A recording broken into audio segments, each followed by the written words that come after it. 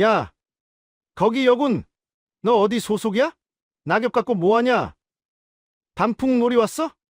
제5보병사단 제36여 단장 강태영 대령은 위병소 외곽에서 낙엽을 쓸던 익명의 여군을 향해 계급적 경멸이 담긴 폭언을 퍼붓고는 자신의 검은 관용차에 유유히 올라 여단장실로 사라졌습니다.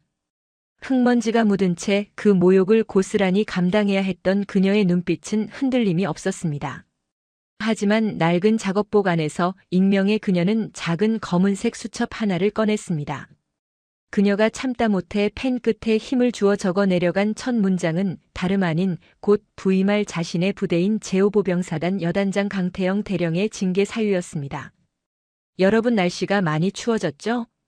항상 건강 조심하시고 오늘 이야기도 재미있게 들어주세요. 그럼 시작하겠습니다. 제36보병 여단장 강태영 대령은 48세의 강직한 군인이었다.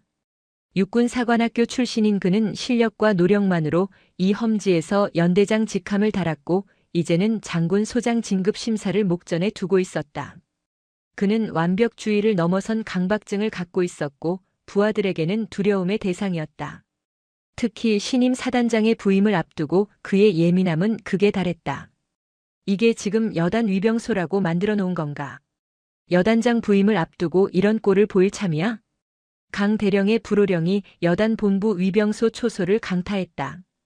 위병소 앞에는 며칠 전 내린 가을비에 젖어 검게 변한 낙엽들이 여기저기 뭉쳐 있었고 낙엽에 섞인 진액 발자국들이 위병소 바닥을 더럽히고 있었다.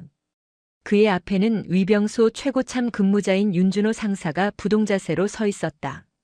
윤 상사는 이 부대에서 15년 가까이 복무한 베테랑 부사관이었다. 묵묵하고 성실하여 병사들에게는 아버지 같은 존재였지만 강 대령 앞에서는 늘 죄인처럼 고개를 숙여야 했다. 강 대령은 장갑 낀 손으로 위병소 유리창에 희미한 물때를 쓱 닦아내고는 윤 상사의 가슴에 달린 계급장으로 손가락을 문댔다. 윤 상사, 당신 여기서 뭐 하는 건가? 이 꼴을 보이려고 소장님 맞이할 준비를 했나? 당신 눈에는 이런 게 안 보이나? 아니면 상사 계급 달았다고 이제 눈에 뵈는 게 없는 건가? 죄송합니다. 여단장님, 즉시 시정하겠습니다. 윤 상사는 이를 악물고 대답할 뿐이었다. 강 대령은 혀를 차며 돌아서서는 위병소 입구에 쌓인 낙엽 무더기를 발로 툭툭 찼다. 저 지저분한 낙엽들 당장 치워. 마치 부대가 정리도 안 된 야영지 같잖아. 병사들 놀리지 말고 제대로 작업 지시해. 그의 말을 끝으로 검은색 관용차가 거친 소리를 내며 여단장실을 향해 사라졌다. 윤 상사는 강 대령의 뒷모습을 바라보며 주먹을 꽉 쥐었다. 10년 전 자신이 중사였을 때 당시 작전 소령이었던 강태영이 그의 간부 지원 서류를 찢으며 부사관은 머리 쓰는 일 말고 몸 쓰는 일이 어울린다고 모욕했던 기억이 다시 떠올랐다. 그 후로 그의 진급은 계속해서 늦춰졌고 동기들이 이미 원사를 바라볼 때 그는 겨우 상사 계급을 유지하고 있었다. 그 모욕은 그의 군 생활 전체를 짓누르는 족쇄였다. 다음 날 새벽 연천에는 서리가 내렸다. 신임 사단장 부임일이 바로 코앞이었다. 어제 강 대령에게 호되게 당한 위병소는 그야말로 비상 상태였다. 윤준호 상사는 일병 김태수, 병장 박현우 등 위병소 근무자들을 데리고 낙엽 청소와 시설 정비를 서두르고 있었다. 김일병, 저기 위병소 좌측 보행로 낙엽은 빗자루로 쓸지 말고 반드시 갈퀴로 긁어 모아. 물기 먹은 낙엽은 빗자루로 안 돼. 박 병장, 여단장님 차 지나가시는 동선 한 번 더 쓸고 물 청소 후에 마른 걸레질 해. 병사들이 부산하게 움직이고 있을 때였다. 위병소 정문에서 조금 떨어진 곳, 병사들의 손이 잘 닿지 않는 외곽 보행로에서 누군가 쪼그려 앉아 부지런히 낙엽을 긁어 모으고 있었다. 낡은 작업복에 흙먼지가 잔뜩 묻은 전투화, 땀과 흙으로 범벅이 된 얼굴. 계급장도 제대로 보이지 않았다. 윤 상사는 새로 전입 온 하사나 아니면 작업을 지원 나온 여군 장교일 거라고 짐작했다. 저기 작업 지원 나오셨습니까? 고생이 많으십니다. 윤 상사가 인사를 건네자 그녀는 고개를 들어 희미하게 웃어 보였다. 그녀의 얼굴은 흙투성이었지만 눈빛만은 맑고 단단했다. 아닙니다. 낙엽이 너무 깊게 쌓여서요. 이쪽이 바람을 많이 타는 모양입니다. 건조해야 할 곳까지 물먹은 낙엽이 뭉쳐서 습기를 잔뜩 머금고 있더군요. 그녀의 목소리는 조용했지만 힘이 있었다. 마치 부대 환경을 분석하는 듯한 어투에 윤 상사는 잠시 의아함을 느꼈다. 그때 까만색 세단 한 대가 거친 소리를 내며 위병소 앞에 급정거했다. 강태영 대령이었다. 그는 정비 지시가 제대로 이행되었는지 불시에 확인하러 온 것이었다. 차에서 내린 강 대령의 눈은 살기로 번뜩였다. 그는 깨끗해진 위병소 내부를 훑어보더니 외곽 보행로 구석에서 낙엽을 쓸고 있는 여군을 발견했다. 강 대령의 미간이 흉포하게 구겨졌다. 그의 눈에 비친 흑투성이의 여군은 사단장 부임을 앞둔 신성한 위병소를 더럽히는 오점 그 자체였다. 저건 또 뭐야? 강 대령이 성큼 그녀에게 다가갔다. 윤 상사가 여단장님 하고 무언가 말하려 했지만 강 대령의 기세에 눌려 한마디도 꺼내지 못했다. 주변에서 작업하던 김일병과 박병장은 그 자리에 얼어붙었다. 강 대령은 쪼그려 앉은 여군의 바로 앞에서 멈춰섰다. 그는 그녀를 위아래로 훑어보며 경멸이 가득한 목소리로 내뱉었다. 어디 소속이야? 지금 여기가 어디라고 흙바닥에서 낙엽이나 긁고 있어? 여군이 할 일이 그렇게 없나? 여군은 천천히 일어섰다. 그녀의 키는 강 대령보다 한 뼘은 작았지만 그녀의 눈빛은 흙탕물 속에서도 흔들림이 없었다. 외곽 보행로 청소 중이었습니다. 청소? 청소는 작업병들이 하는 거야. 당신이 할 일이 아니라고. 어디서 인사고과나 채우려고 공짜로 봉사하는 신용이나 하는지는 몰라도 여기가 당신 놀이터인 줄 알아? 소장님 오시는 길목에 재수없게 흙칠갑을 하고 얼쩡거려. 그의 목소리는 위병소 전체에 울려 퍼졌다. 병사들은 숨도 제대로 쉬지 못했다. 당장 여기서 꺼져. 보기 싫으니까. 할 일이 그렇게 없으면 저기 가서 화단에 꽃이나 심던가. 여군들은 그런 거 잘하잖아. 충격적인 모욕이었다. 그것은 단순한 질책이 아니었다. 여군이라는 존재 자체에 대한 혐오와 무시, 그리고 계급과 지위에 대한 오만함이 담긴 폭언이었다. 윤 상사의 주먹이 부르르 떨렸다. 10년 전 자신이 당했던 모욕이 오버랩되었다. 하지만 그는 상사였다. 대령에게 감히 맞설 수 없는 하급 부사관이었다. 여군은 아무 말도 하지 않았다. 그녀는 그저 강 대령의 눈을 잠시 바라보았다. 그 고요한 시선에 강 대령은 오히려 기분이 더 나빠졌다. 뭘 째려봐. 당장 안 꺼져? 여군은 몸을 돌려 흙 묻은 손을 작업복에 쓱쓱 닦았다. 그리고는 한마디 대꾸도 없이 흔들림 없는 걸음걸이로 위병소를 떠났다. 그녀가 사라지자 강 대령은 윤 상사에게 고개를 돌렸다. 윤 상사.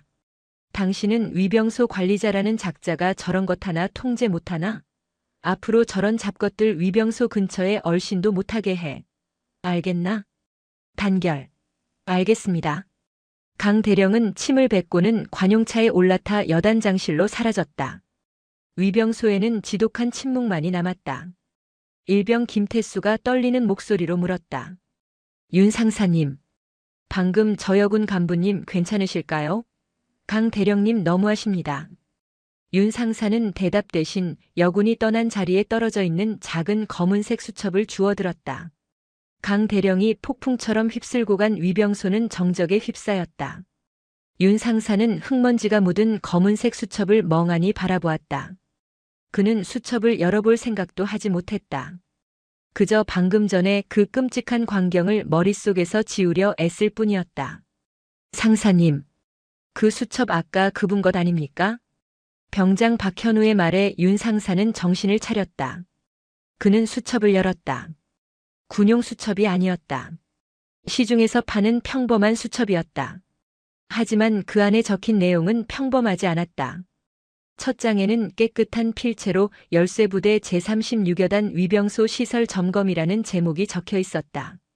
윤 상사는 자신도 모르게 침을 삼켰다. 하나.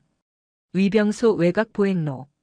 주변 조경 소나무에서 발생하는 송진과 낙엽이 엉겨붙어 토양의 산성화 및 배수 불량을 야기함. 단순 청소가 아닌 보행로 주변 필터 매트 설치 및 낙엽 처리 시스템 보강 필요. 둘. 통신선 피복 노후화 심각. 지중화가 시급하나 예산 문제 시 신규 광 케이블 포설 및 절연 테이프 대신 특수 보호 자재로 교체해야 함. 현 상태로는 우천시 감청 및 혼선 가능성 상존. 셋. 검문소 차량 동선. 민원인 차량과 작전 차량 동선 중복. 즉각 분리 조치 요망. 특히 경계 작전 인원의 이동 동선과 겹쳐 사고 위험 상존. 윤 상사는 수첩을 읽어 내려갈수록 손이 떨리기 시작했다. 이것은 갓 임관한 하사나 지원 나온 장교가 쓸 수 있는 수준의 메모가 아니었다. 부대 전체의 안전과 효율성을 꿰뚫어보는 수십 년의 경험과 날카로운 통찰력을 가진 최상급 지휘관의 시각이었다. 윤 상사님, 뭐라고 적혀 있습니까? 김일병의 물음에 윤 상사는 황급히 수첩을 닫아 전투복 주머니 깊숙이 밀어넣었다. 아무것도 아니다. 너희는 오늘 본 것, 들은 것 전부 잊어라. 강 대령님 심기 건드려서 좋을 거 하나 없다. 하지만 아까 그 여군의 고요한 눈빛과 수첩의 내용이 그의 심장을 미친 듯이 요동치게 만들었다. 그는 10년 전 강 소령이 자신의 서류를 찢으며 머리가 아니라 몸으로 일하는 타입이라고 내뱉었던 말을 떠올렸다. 그리고 오늘 강 대령은 상상할 수 없을 만큼 잔인한 방식으로 한 여군을 모욕했다. 그날 밤 윤 상사는 잠을 이루지 못했다. 그는 주머니 속 수첩을 만지작거렸다. 이 수첩의 주인은 누구일까? 그리고 그녀는 왜 자신의 신분을 밝히지 않고 그 모욕을 당하고만 있었을까? 만약에 그 여군이 사단장 소장과 관련이 있는 상상조차 할 수 없는 높은 사람이라면 그 같은 시각 강태영 대령은 자신의 관사에서 흡족한 미소를 지으며 위스키 잔을 기울이고 있었다. 그는 오늘 위병소에서 벌인 일을 조금도 후회하지 않았다. 오히려 잘했다고 생각했다. 군기는 사소한 것에서 시작된다. 사단장 부임이라는 중대한 행사를 앞두고 흙탕물이나 뒤집어 쓴 여군이 얼쩡거리는 것 자체가 군기문란이었다. 그는 새로 부임하는 사단장이 여성이라는 소문을 떠올렸다. 국방부에서 정치적인 이유로 무리하게 여성 장군을 만들었고 그 첫 번째 실험 대상으로 열쇠부대가 선택되었다는 흉한 소문이었다. 하필이면 왜 우리 부대야? 강 대령은 위스키를 한 번에 털어넣었다. 그의 마음속에는 실력으로 여기까지 올라왔다는 자부심과 정치로 쉽게 장군 계급을 다는 이들에 대한 경멸이 뒤섞여 있었다. 그는 내일 있을 취임식에서 그 정치적 사단장에게 제36보병여단의 완벽한 군기를 보여줄 생각에 오히려 투지가 불타올랐다. 강 대령은 여단 핵심 참모들을 모두 불러 모아 저녁 식사를 겸한 회의를 소집했다. 장소는 여단장실 옆에 딸린 작은 접견실이었다. 작전 참모인 김소령, 인사 참모인 박대위 등 핵심 참모들이 긴장한 표정으로 강 대령의 입만 바라보고 있었다. 들었겠지. 내일 모레 취임하는 사단장이 여자라는 거. 강 대령이 술잔을 채우며 입을 열었다. 좌중은 숨을 죽였다. 내가 군생활 20년 넘게 하면서 별걸 다 보지만 이런 코미디는 또 처음이야. 특수전 부대 출신에서 총 좀 쐈다고 일개 사단을 지휘할 수 있다고 생각하는 건가? 노골적인 비하였다. 작전 참모인 김소령이 조심스럽게 입을 열었다. 여단장님. 그래도 듣기로는 실전 경험이 어마어마한 분이라고. 실전? 김소령, 자네가 말하는 실전이 뭔데? 테러범 몇 명 소총으로 쏴 죽이는 게 실전인가? 여기는 열세부대야. 수만 명의 병력을 움직여서 저기 북쪽 놈들이랑 전면전을 치러야 하는 곳이라고. 이건 속꿉 장난이 아니야. 강 대령은 술잔을 테이블에 3개 내려놓았다. 결국 정치로 단 계급이야. 보여주기식 쇼를 하려고 여성도 이만큼 챙긴다. 뭐 그런 거지. 내일 모레 취임식 할 때도 기자들 바글바글하게 몰고 와서 선전하러 오는 거 아니겠어? 나는 그런 꼴 못 봐. 내 부대는 그런 정치 노름에 휘둘릴 수 없다고. 그의 목소리는 점점 커졌고 얼굴은 술기운과 분노로 붉게 달아올랐다. 어디서 듣도 보도 못한 여자가 내 머리 위에 앉아서 이래라 저래라 하는 꼴 나는 절대 못 본다 이 말이야. 제36여단은 내가 책임진다. 그 사단장이 무슨 쇼를 하든 우리는 우리 방식대로 간다. 참모들은 그저 단결. 여단장님. 이라고 대답할 뿐이었다. 하지만 그들의 표정은 굳어 있었다. 특히 김소령은 강 대령의 저런 오만하고 독선적인 태도가 언젠가 큰 화를 부를 것이라 생각했지만 그 역시 강 대령의 그늘 아래 있는 한 침묵할 수밖에 없었다. 이 끔찍한 대화는 접견실 밖에서 대기하던 여단장 당번병 상병의 귀에 고스란히 들어가고 있었다. 이 당번병은 하필이면 위병소 근무를 서는 김일병의 동기였다. 그날 밤 당번병은 생활관으로 돌아와 김일병에게 오늘 들은 이야기를 조심스럽게 털어놓았다. 김일병, 너 오늘 위병소에서 강 대령님한테 깨진 그 여군 간부님 말이야. 혹시 왜 뭐 하는 분인지 알아? 아니, 그냥 강 대령님이 오늘 저녁에 신임 사단장님 욕을 엄청 하시더라고. 정치적 쇼라느니 여자라느니. 느낌이 좀 이상해서 그래. 김일병은 낮에 겪었던 일을 떠올렸다. 그 모욕을 당하고도 고요했던 여군의 눈빛, 그리고 윤 상사가 황급히 챙겨 넣던 그 검은색 수첩. 불길한 예감이 김일병의 머릿속을 스쳤다. 다음 날 김일병은 이 사실을 윤준호 상사에게 보고했다. 윤 상사님, 어제 강 대령님께서 접견실에서 신임 사단장님을 정치적 쇼라고 비하하셨다고 합니다. 여단장님 당번병인 제 동기가 직접 들었다고 합니다. 윤 상사는 아무 말 없이 하늘만 바라보았다. 그의 손에는 어제 주운 그 검은색 수첩이 굳게 쥐어져 있었다. 그는 결심했다. 이 수첩을 주인에게 돌려줘야겠다고. 그리고 오늘 들은 이 끔찍한 비하 발언도 함께 전해야 할지도 모른다고 생각했다. 그는 수첩 첫 장에 적힌 열쇠부대라는 글자 밑에 연필로 작게 쓰인 이름을 발견했다. 서유진. 그는 그 이름이 신임 사단장의 이름이라는 것을 아직 알지 못했다. 취임식 당일이 밝았다. 열쇠부대 연병장은 팽팽한 긴장감과 절도 있는 움직임으로 가득 찼다.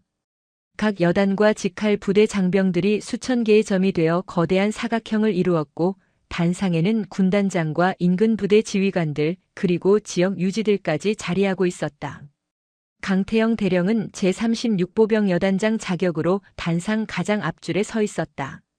그의 전투복은 한치의 흐트러짐도 없이 다려져 있었고 전투화는 거울처럼 빛났다. 그는 자신의 여단 병력들이 가장 완벽한 대우를 갖춘 것을 확인하고는 만족스러운 표정을 지었다. 오전 10시 정각. 군악대의 웅장한 연주와 함께 장내 아나운서의 목소리가 연병장에 울려 퍼졌다. 지금부터 제5보병사단 신임 사단장 서유진 소장님의 입장이 있겠습니다. 서유진. 그 이름을 듣는 순간 단상 아래 위병소 근무를 마치고 도열해 있던 윤준호 상사의 심장이 쿵 하고 내려앉았다. 그는 주머니 속 검은색 수첩을 움켜쥐었다. 강 대령은 서유진이라는 이름이 꽤 여성스럽다고 생각하며 헛웃음을 삼켰다. 그리고 그는 단상으로 걸어 나오는 신임 사단장을 보기 위해 고개를 돌렸다. 그의 시야에 한 여군이 들어왔다. 단정하게 차려입은 정복 어깨에는 선명한 소장 계급장이 빛나고 있었다. 그리고 그 얼굴. 강 대령의 호흡이 멎었다. 온몸에 피가 차갑게 식어버리는 것 같았다. 이틀 전 자신의 위병소 앞에서 흙탕물을 뒤집어 쓴 채 쪼그려 앉아 낙엽을 긁어 모으고 있던 자신이 어디서 굴러먹던 여군이냐고 꽃이나 심으라고 모욕했던 바로 그 여자였다. 강 대령의 눈이 공포로 흔들렸다. 그는 자신도 모르게 뒷걸음질 치려 했지만 발이 바닥에 붙어버린 듯 움직이지 않았다. 서유진 소장은 수천 명의 시선을 받으며 당당하게 단상 중앙으로 걸어 나왔다. 그녀는 군단장에게 거수 경례를 붙이고 부대 지휘권을 상징하는 부대기를 건네받았다. 그리고 마이크 앞에 섰다. 그녀는 연병장을 가득 메운 장병들을 천천히 둘러보았다. 그녀의 시선이 단상 앞줄에 서 있는 강태영 대령에게 잠시 머물렀다. 강 대령은 그 시선을 피하고 싶었지만 거대한 자석에 이끌린 쇠붙이처럼 눈을 뗄 수 없었다. 서유진 소장의 눈빛은 이틀 전 낙엽 앞에서와 똑같았다. 고요하고 깊고 모든 것을 꿰뚫어 보는 듯 했다. 이윽고 그녀의 맑고 단단한 목소리가 마이크를 통해 울려 퍼졌다. 자랑스러운 열쇠부대 장병 여러분. 오늘부로 여러분의 사단장으로 부임한 소장 서유진입니다. 단결. 그녀는 준비된 원고를 보지 않았다. 나는 20년간 특수전 부대에서 임무를 수행했습니다. 그곳에서 내가 배운 단 하나의 진리는 우리의 진정한 적은 외부에만 있지 않다는 것입니다. 연병장이 조용해졌다. 우리의 진정한 적은 우리 내부의 오만과 편견입니다. 실력이 아닌 성별로 동료를 판단하는 편견. 계급이 곧 인격이라 착각하는 오만. 그것이야말로 전투에서 우리를 패배하게 만들 진짜 적입니다. 강 대령은 식은땀이 등을 타고 흐르는 것을 느꼈다. 저 말은 명백히 자신을 향한 말이었다. 서유진 소장은 계속해서 말을 이어갔다. 나는 부임하기 며칠 전 이 부대의 심장인 위병소를 둘러보았습니다. 그곳에서 나는 열쇠부대의 현재를 보았습니다. 낙엽은 수북하게 쌓여 있었고 통신선은 끊어지기 직전이었으며 안전동선은 엉망이었습니다. 강 대령은 이제 숨을 쉴 수 없었다. 하지만 그보다 더 심각하게 막히고 끊어져 있었던 것은 지휘관과 부하들 사이의 소통이었습니다. 나는 오늘부로 그 막힌 낙엽 청소부터 나의 임무를 시작하겠습니다. 낡은 통신선을 교체하는 것에서부터 열쇠부대의 새로운 역사를 시작하겠습니다. 그녀는 연설 내내 단 한 번도 강태영 대령을 직접 쳐다보지 않았다. 하지만 그 자리에 있는 모든 지휘관들은, 특히 강 대령의 참모들은 그 연설이 누구를 겨냥한 것인지 똑똑히 알 수 있었다. 취임식이 끝나고 서유진 소장은 단상의 지휘관들과 일일이 악수를 나누었다.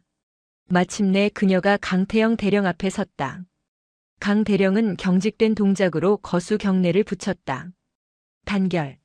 제36보병 여단장 대령 강태영입니다. 그의 목소리는 형편없이 갈라져 나왔다. 서유진 소장은 그의 경례를 받으며 그의 손을 잡았다. 그녀의 손은 작았지만 그를 짓누르는 악력은 그가 평생 느껴본 적 없는 무게였다. 강 대령. 제36여단 위병소 관리가 아주 인상적이었습니다. 그녀는 희미한 미소를 지으며 말했다. 조만간 여단 외곽 보행로 낙엽 처리 상태를 직접 확인하러 가겠습니다. 그때 봅시다. 신임 사단장과의 첫 공식 대면은 지옥 그 자체였다. 서 소장이 주재하는 첫 번째 지휘관 회의실의 공기는 얼음장처럼 차가웠다. 강 대령은 회의 내내 가시방석에 앉은 듯 했다.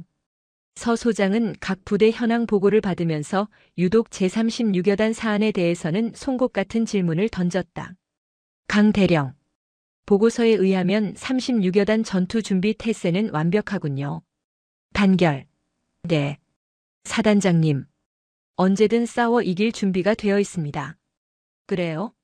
그런데 내가 위병소에서 본 바로는 당장 비만 조금 더 와도 통신이 두절될 것 같던데 통신도 없이 어떻게 싸워 이길 준비를 한다는 겁니까? 그 통신선 점검을 대령인 내가 직접 낙엽 쓸다가 확인해야 하는 수준이었습니까? 그것은 즉각 시정 조치하도록 하겠습니다. 즉각이 언제입니까? 내가 이미 며칠 전에 문제점을 확인했는데 강 대령은 아직 보고도 못 받았습니까? 아니면 보고를 받고도 묵살한 겁니까? 강 대령의 얼굴이 불그락푸르락 달아올랐다. 회의실에 모인 다른 여단장들과 참모들은 숨을 죽이고 이 살벌한 광경을 지켜볼 뿐이었다. 회의가 끝나고 강 대령은 도망치듯 여단장실로 돌아왔다. 그는 문을 걸어 잠그고 책상을 주먹으로 내리쳤다. 젠장, 젠장, 젠장. 그는 자신이 모욕했던 여군이 사단장이라는 사실보다 그 사단장이 자신을 철저히 무시하고 공개적으로 망신을 주었다는 사실에 더 큰 굴욕감과 분노를 느꼈다. 감히 나를 건드려? 좋아. 어디 한번 해보자 이거지. 한편 윤준호 상사는 깊은 고뇌에 빠졌다. 그는 취임식이 끝난 직후 사단장실 비서실을 통해 서유진이라는 이름이 적힌 수첩을 조심스럽게 전달했다. 그리고 그는 결심을 내려야 했다. 강태영 대령의 만행을 이대로 덮어야 할 것인가, 아니면 이 기회에 10년 묵은 원한과 위병소에서 벌어진 모든 진실을 밝혀야 할 것인가. 그는 위병소 근무를 함께 섰던 김일병과 박 병장을 불렀다. 너희 그날 위병소에서 있었던 일 전부 기억하나? 특히 강 대령님이 그 여군 간부님에게 했던 말들. 단결. 윤 상사님. 똑똑히 기억합니다. 낙엽이나 쓸라는 말도 재수 없다는 말도 전부요. 만약 감찰실에서 너희에게 그날의 진실을 묻는다면 사실대로 말할 수 있겠나? 상대는 강 대령님이다. 너희 남은 군 생활이 지옥이 될 수도 있다는 것을 의미한다. 김일병과 박 병장은 잠시 망설였다. 일개 병사가 여단장을 상대로 증언을 한다는 것은 불가능에 가까운 일이었다. 윤 상사님. 저희는 윤 상사님을 믿습니다. 그리고 그날 그 여군 간부님은 지금 우리 사단장님이십니다. 강 대령님이 잘못하신 게 맞습니다. 박 병장의 확고한 대답에 윤 상사는 결심을 굳혔다. 그는 10년 동안 고이 간직해왔던 빛바랜 서류 봉투를 꺼냈다. 그 안에는 10년 전 강소령이 부적합 판정을 내렸던 자신의 인사기록 카드 사본과 당시 동료들의 긍정적인 평가서가 들어있었다. 윤 상사는 밤을 새워 진정서를 작성했다. 1. 10년 전 강소령의 직권 남용으로 인한 부당 인사불이익 사건. 2. 며칠 전 위병소에서 벌어진 신임 사단장에 대한 모욕 사건. 3. 강 대령이 접견실에서 참모들을 모아놓고 신임 사단장을 정치적 쇼라고 비하한 상관 모독 사건. 그는 두 사건의 목격자와 증거들을 꼼꼼하게 적어 내려갔다. 다음 날 아침 윤준호 상사는 사단 감찰실의 문을 두드렸다. 사단 감찰실장 오세연 대령은 윤준호 상사가 제출한 진정서를 읽고 책상에서 벌떡 일어났다. 오 대령은 육군사관학교 출신의 원칙주의자로 군 내부의 부조리를 척결해야 한다는 사명감이 투철한 인물이었다. 진정서의 내용은 그야말로 메가톤급 폭탄이었다. 윤 상사. 이 진정서의 모든 내용이 단 하나도 빠짐없이 사실인가? 단결. 감찰실장님. 제 군생활 전부를 걸고 맹세합니다. 위병소 모욕 사건을 목격한 병사들의 진술을 확보할 수 있나? 강태영 대령이 어떤 사람인지 나도 잘 아네. 병사들이 겁을 먹고 입을 닫아버리면 아무 소용이 없어. 제가 책임지고 그 병사들의 신변을 보호하고 진술을 받아내겠습니다. 그들 역시 그날의 부당함을 똑똑히 목격했습니다. 오세연 대령은 즉각 서유진 사단장에게 직보했다. 서 소장은 진정서를 꼼꼼히 읽어 내려갔다. 그녀는 윤준호라는 이름이 낯설지 않았다. 바로 자신이 위병소에서 잃어버렸던 검은색 수첩을 비서실을 통해 돌려준 그 부사관이었기 때문이다. 사단장님, 이 사건 어떻게 처리하시겠습니까? 강 대령은 군단장 라인이라는 소문이 있습니다. 섣불리 건드렸다가는 사단장님의 입지가 흔들릴 수도 있습니다. 서유진 소장은 창밖의 연병장을 바라보았다. 오 대령, 나는 정치하러 이곳에 온 것이 아니오. 군인이 정치를 생각하는 순간 부대는 썩기 시작합니다. 대령이 군단장 라인이든 그보다 더 높은 분의 라인이든 규율을 어겼으면 그에 합당한 책임을 져야 합니다. 단결. 알겠습니다. 그럼 즉각 조사에 착수하겠습니다. 한 가지 조건이 있습니다. 이 조사는 철저히 비밀에 붙이고 원칙대로 진행하십시오. 내가 개입했다는 인상을 주어서는 안 됩니다. 이것은 나의 개인적인 복수가 아니라 열쇠부대의 무너진 군기를 바로 세우는 과정이어야 합니다. 명심하십시오. 감찰실의 조사는 물밑에서 신속하고 은밀하게 진행되었다. 오 대령은 가장 먼저 윤 상사가 지목한 김일병과 박 병장을 안전한 장소로 불러 개별 면담을 진행했다. 윤 상사가 미리 그들의 심리적 안정을 돕고 설득한 덕분에 두 병사는 떨리는 목소리로 그날 위병소에서 강 대령이 내뱉었던 폭언들을 하나도 빠짐없이 진술했다. 정말로 어디서 굴러먹던 여군이라는 표현을 썼나? 단결. 네. 그렇습니다. 재수없다, 꽃이나 심어라는 말도 똑똑히 들었습니다. 병사들의 진술은 구체적이었고 두 사람의 말이 정확히 일치했다. 다음 단계는 강 대령의 상관 모독 발언이었다. 감찰실은 여단장실 당번병의 동선을 파악하고 그날 저녁 식사에 배석했던 참모들을 소환했다. 처음에는 모두가 입을 굳게 닫았다. 여단장에게 불리한 진술을 하는 것은 곧 자신의 군생활을 거는 도박이었기 때문이다. 오 대령은 작전 참모인 김소령을 마지막으로 불렀다. 김소령. 나는 자네가 원칙을 중시하는 군인이라고 들었네. 자네의 명예를 걸고 묻겠네. 그날 저녁 강 대령은 신임 사단장님에 대해 어떤 발언을 했나? 김소령은 오랫동안 침묵했다. 그는 강 대령의 독선적인 지휘 방식에 염증을 느끼고 있었지만 동시에 자신을 이끌어준 상관을 배신하는 것이 아닌지 고뇌했다. 김소령. 침묵은 때로 거짓보다 더 큰 죄가 될 수 있네. 부대를 위해서 그리고 자네 자신을 위해서라도 진실을 말하게. 김소령은 마침내 입을 열었다. 단결. 정치적 쇼라는 단어를 사용하셨습니다. 여자라는 이유로 폄하하는 발언도 수차례 하셨습니다. 이 결정적인 진술은 조사의 마지막 퍼즐 조각이었다. 오세연 대령은 마지막으로 윤 상사의 10년 전 인사 기록을 검토했다. 명백한 부당함이었다. 당시의 동료 부사관들과 장교들의 평가서까지 확보하자 강태영이라는 인물의 오만과 독선이 어제 오늘의 일이 아니었음이 명백해졌다. 모든 증거가 확보되었다. 병사들의 진술, 핵심 참모의 증언, 그리고 과거의 인사비리 자료까지. 강태영 대령을 올까맬 그물은 촘촘하게 짜였다. 강태영 대령은 감찰실의 조사가 자신을 향하고 있다는 것을 까맣게 모르고 있었다. 그는 서유진 사단장이 자신을 공개적으로 망신 준 것에 대한 분노로 오히려 더 맹렬하게 제36여단 병사들을 쥐어짜고 있었다.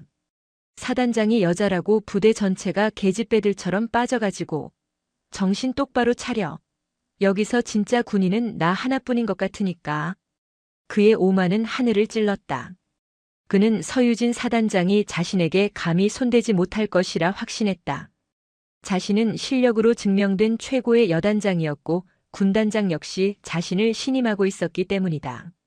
바로 그 자신감이 절정에 달했을 때 감찰실의 소환장이 날아들었다. 제36보병 여단장 강태영 대령. 상기인은 금일 오후 2시 사단 감찰실 조사에 즉각 응해주시기 바랍니다. 강 대령은 소환장을 구겨버렸다. 이것들이 감히. 오세현이 저 육사 동기가 드디어 미쳤군. 사단장한테 잘 보이려고 충성 경쟁이라도 하는 건가? 그는 당당하게 감찰실 문을 열고 들어갔다. 오 대령, 이게 무슨 무리한 짓인가? 내가 지금 얼마나 바쁜지 알면서 이런 종이 쪼가리 하나로 여단장을 호출해.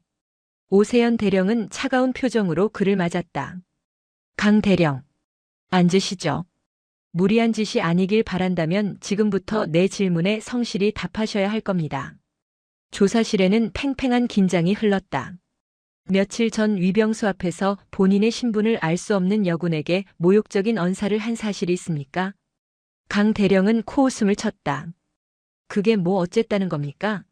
군기 강화를 위해 복장 불량자를 질책한 것이 잘못입니까? 나는 여단장으로서 당연히 해야 할 일을 한 겁니다. 그럼 어디서 굴러먹던 여군, 재수없다, 꽃이나 심어라 같은 발언도 여단장의 임무에 포함됩니까? 강 대령의 얼굴이 순간 굳었다. 누가 그런 헛소리를 하는 겁니까? 증거 있어? 증거는 여기 있습니다. 오 대령은 책상 위 서류철을 툭툭 쳤다. 당시 현장에 있던 김일병과 박 병장의 진술서입니다. 두 병사의 진술이 토시 하나 틀리지 않고 일치하는군요. 겨우 일개 사병놈들 말을 믿고 지금 현역 대령을 겁박하는 겁니까? 그럼 이것도 보시죠. 오 대령은 다음 서류를 넘겼다. 여단 참모들과의 식사 자리에서 신임 사단장님을 정치적 쇼라고 비하하고 여자라는 이유로 폄하 발언을 한 사실이 있습니까? 강 대령은 심장이 철렁했다. 그건 사적인 자리에서 편하게 나눈 이야기일 뿐입니다. 그걸 문제 삼는 건 사적인 자리든 공적인 자리든 군인 복무기본법 제22조 상관 모독죄에 해당한다는 건 강 대령이 더 잘 알 텐데요. 당시 배석했던 김소령의 진술서도 확보되어 있습니다. 강 대령은 김소령이라는 말에 눈이 뒤집혔다. 그 자식이 감히 나를 배신해. 배신이 아닙니다. 진실을 말한 것뿐이죠. 오세연 대령은 마지막 서류를 강 대령 앞에 던졌다. 그것은 10년 전 윤준호 중사의 인사기록 카드였다. 마지막으로 묻겠습니다. 10년 전 당시 윤준호 중사의 참모 지원을 막고 부당하게 인사불이익을 준 사실이 있습니까? 여기 당시 강소령님의 부적합 의견서와 다른 모든 지휘관들의 적합 의견서가 함께 있습니다. 왜 강 대령님만 반대했는지 합당한 이유를 설명해 보시죠. 강 대령은 그제야 모든 것이 덫이었음을 깨달았다. 위병소의 그 여군, 윤준호 상사, 그리고 김소령까지. 모든 것이 치밀하게 계획된 함정이었다. 하지만 그는 자신이 무엇을 잘못했는지 끝까지 인정하지 않았다. 내가 틀렸다고 생각하나? 나는 부대를 위해 최선을 다했을 뿐이다. 무능한 것들은 속아내고 군기를 바로 세우려고 했을 뿐이라고. 그것이 오만과 편견 그리고 직권 남용이라는 생각은 안 해보셨습니까? 오 대령은 자리에서 일어났다. 강태영 대령. 당신의 모든 혐의는 명백하며 증거는 차고 넘칩니다. 조사는 이것으로 마치겠습니다. 곧 징계위원회가 소집될 겁니다. 강 대령은 조사실을 나오며 비틀거렸다. 그는 완벽하다고 믿었던 자신의 성이 사소하다고 무시했던 작은 돌멩이들에 의해 무너져 내리고 있음을 실감했다. 사단 징계위원회는 전례 없이 신속하게 열렸다. 강태영 대령의 혐의는 단순한 모욕이나 비하 발언을 넘어 상습적인 직권 남용과 부하에 대한 부당 대우 그리고 상관 모독이라는 중죄에 해당했다. 군단장 라인이라는 그의 방패막이도 서유진 사단장이 직접 챙기는 군기 확립 사건 앞에서는 아무런 힘을 발휘하지 못했다. 징계위원회는 강태영 대령에게 최고 수위의 징계를 결정했다. 1. 제36보병 여단장 보직 즉각 해임. 2. 예정되어 있던 장군 진급심사 대상에서 영구 제외. 3. 육군 보병학교 정책연구관으로 전출 조치. 정책연구관이라는 직함은 그럴듯해 보였지만 군 내부에서는 사실상 좌천을 의미하는 아무런 실권도 명예도 없는 한직이었다. 20년간 오직 실력 하나로 장군 계급을 달기 위해 달려왔던 강 대령에게는 사형 선고나 다름없었다. 모든 것이 끝났다. 강 대령은 텅 빈 여단장실에서 홀로 짐을 꾸렸다. 그토록 자랑스러워했던 수많은 표창장과 기념패들이 지금은 그저 쓰레기처럼 보였다. 그의 방에는 아무도 찾아오지 않았다. 그를 따르던 참모들도 그가 쥐어짠 부하들도 모두 그에게 등을 돌렸다. 그때 여단장실 문이 조용히 열렸다. 서유진 사단장이었다. 강 대령은 차마 그녀의 얼굴을 쳐다볼 수 없었다. 그는 고개를 숙인 채 경례조차 올리지 못했다. 서유진 소장은 책상 위에 놓인 정책연구관 발령 공문서를 말없이 바라보았다. 강 대령. 그녀의 조용한 목소리가 방을 울렸다.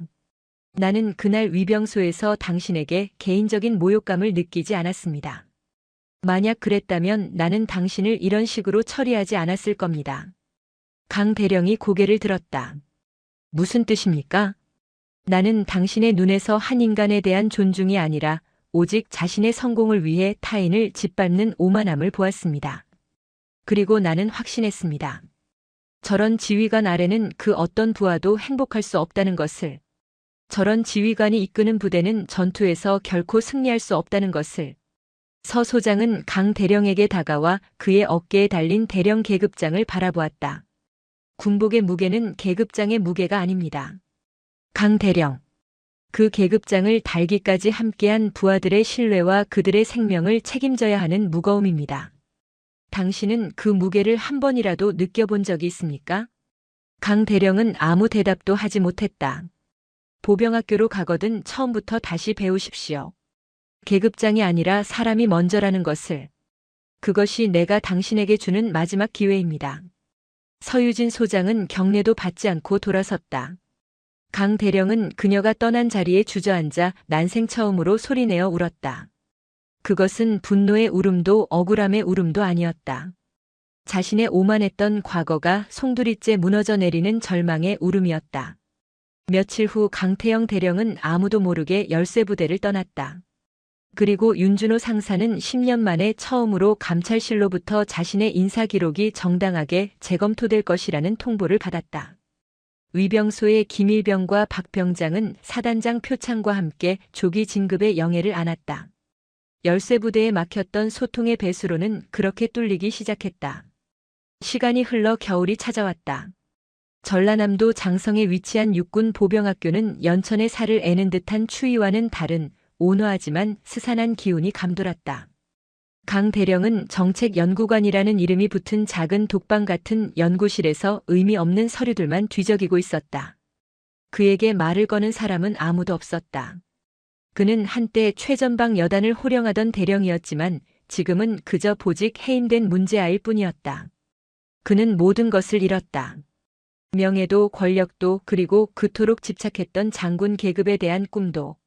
절망의 나날을 보내던 어느 날 그는 창밖으로 훈련을 받고 있는 신임 소위들을 보게 되었다. 갓 임관하여 모든 것이 서툴고 어설픈 병아리 같은 장교들이었다.